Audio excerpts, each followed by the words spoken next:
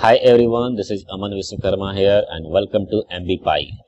आज की इस वीडियो में हम लोग IOQM के एक क्वेश्चन सॉल्व करेंगे। ये एग्जाम 8 सितंबर 2024 को हुआ था। But before this please subscribe my channel and like this video also. So IOQM का क्वेश्चन नंबर 9 ये है कि हमें क्या फाइंड आउट करना है। Find the number of knights moves pair in X. अब एक्स क्या पढ़ते हैं फिर से। So consider the grid of points x which is 0 to 4। इसका मतलब ये क्या है, 4x4 का एक ग्रिड है। और जहाँ पर हमें ABCD ने नाइट मूव पेयर और इसके कोऑर्डिनेट ABCD ये सब लेने हैं। एक बार 4x4 का हम लोग ग्रिड बनाते हैं। तो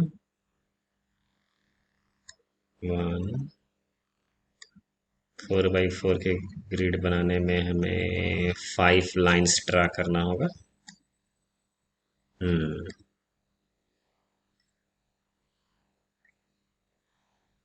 ये हुआ फोर्थ।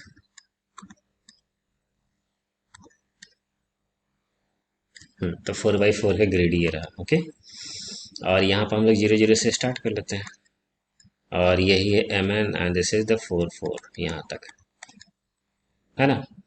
अब क्वेश्चन क्या कह रहा है कि हमें find the number of night move. Night move का मतलब है L shape movement, L form में इस तरह, है ना। और इसको आपने देखा होगा चेस में। चेस में जो घोड़े की चाल होती है, अगर ये घोड़ा यहाँ पर है हॉर्स, तो यहाँ पर कैसे है, तो वहाँ 1 2 अढ़ाई, तो वो L शेप को ही बोलते हैं नाइट मूव्स। L शेप को ही बोलते हैं नाइट मूव्स। ओके, तो यहाँ पर हमें ये इसे 4x4 के ग्रिड में कितने नंबर ऑफ नाइट मूव यानी कितने नंबर ऑफ L शेप बन सकते हैं, राइट। तो अब ये और ये जो CAB जो सब कोऑर्डिनेट गिवन है, एक तरह से मतलब ये हुआ A0 B0 कर ले, तो यहाँ पर जो C के कोऑर्डिनेट आएंगे ABCD कोऑर्डिनेट्स हैं, ठीक है।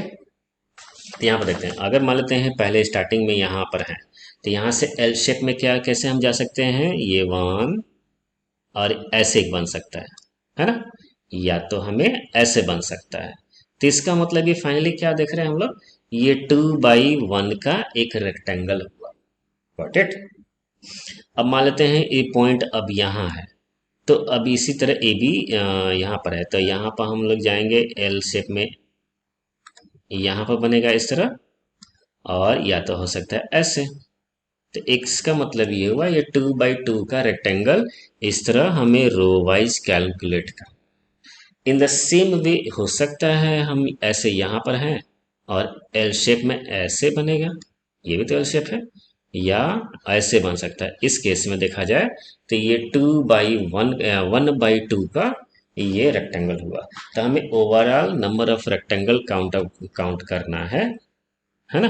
तो देखते हैं कैसे इस क्वेश्चन का आंसर क्या होगा। एंड नंबर ऑफ रेक्टेंगल तो काउंट करना ही है, 2x1 और 1/2 दोनों का। साथ ही साथ देखा जाए तो ABCD एंड CDAB ये पॉइंट कहाँ हो सकते हैं।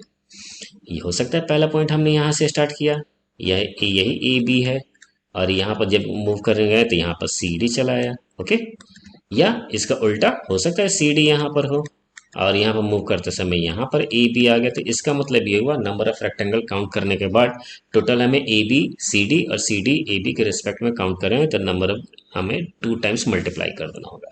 तो हमें required number of moves, required number of night moves, है ना। कैसे, इस जो लास्ट वाला रो है इसमें कितने 2x1, ये 2 हुआ ना, अब बाई 1 के कितने रेक्टेंगल बनेंगे। तो पहला तो यही पोजीशन है। दूसरा हो सकता है हम यहाँ से स्टार्ट कर लें, एक बार हाईलाइटर से हो सकता है हम यहाँ से ले लें। दूसरा ये हो सकता है ना, एंड तीसरा हो सकता है ये वाला ले लें। तो इस केस में क्या हुआ, हमारे पास 3 रेक्टेंगल बनेंगे। सिमिलरली इस रो में भी जाएंगे तो 3 बनेंगे, and this one also 3 and this one also 3। तो ओवरऑल हमें रो के अकॉर्डिंग कितने बने, 3 एक रो में बने, टोटल 4 रो हैं। ये हुआ प्लस अब इस तरह हम डायगनली, हमने डायगनली नहीं, ये 2 बाई 1 को 1 बाई 2 का भी बन सकता है ये वाला। तो इस कॉलम में ये कितने बनेंगे एक बार हो सकता है हम यहाँ से स्टार्ट करेंगे तो ये वो जो हो सकता है, और लास्ट के दो तो यहाँ से भी 3, तो यहाँ से भी 3, इस कॉलम में 1/2 का रेक्टेंगल 3 है, इसमें भी 3 है, इसमें भी 3 है, इसमें भी 3, तो ओवरऑल एक में ये 4 कॉलम। ओके, तो ये हुआ total number of rectangle of 2 by 1 and 1/2। Now हमने जैसे बताया था स्टार्टिंग में ही कि यहाँ पर पॉइंट ए बी हो सकता है, यहाँ सी डी हो सकता है, सिमिलरली यहाँ सी डी हो सकता है, यहाँ ए बी हो सकता है, इसलिए इस दोनों काउंट करके यहाँ हमें 2 से मल्टीप्लाई करना होगा। क्यों करना होगा? ए बी सी डी का पोजीशन, ए बी और सी डी यहाँ आपस में डायगोनली हो सकता है, इंटरचेंज हो सकता है। सो आंसर विल बी ये 12 और 12 24 और 24 दोनों 48। तो इस क्वेश्चन का आंसर हुआ 48। ओके।